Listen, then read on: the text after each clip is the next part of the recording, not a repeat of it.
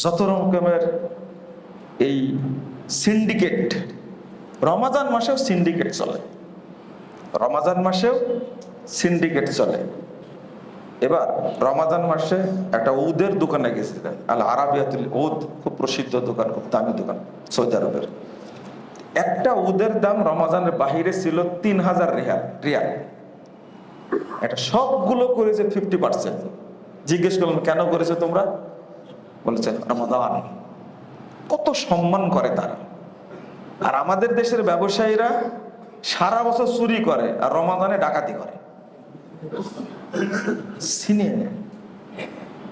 মানে এত অসৎ, কিন্তু আবার তারা মুসলিম, কিন্তু আর পরিচয় দেয় আমি মুসলমানের বাচ্চা। মুখে দাড়ি রেখে, মাথায় টুপি দিয়ে, গায়ে সুন্দর একটা পাঞ্জাবি পরে দোকানে বসে থেকে একটা বড় ইবলিশ শয়তান বনে গেছে। এই দাড়িটা, টুপিটা, পাঞ্জাবিটা তার কি সাইনবোর্ড, এটা সাইনবোর্ড, মানুষকে যেন ধোকা দেওয়া যায়।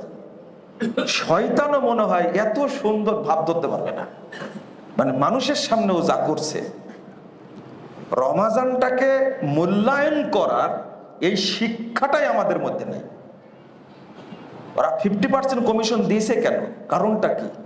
রমাজানে যে বরকত আল্লাহ নাজিল করেন, এই ব্যবসাতেও যেন আল্লাহ বরকত দান করেন, উদ্দেশ্য হলো এটা।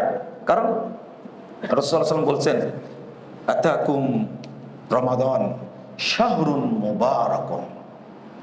শাহরুন কারিম না, রমাদান কারিম না, বলবেন রমাদান মুবারক, রমাদান মুবারক।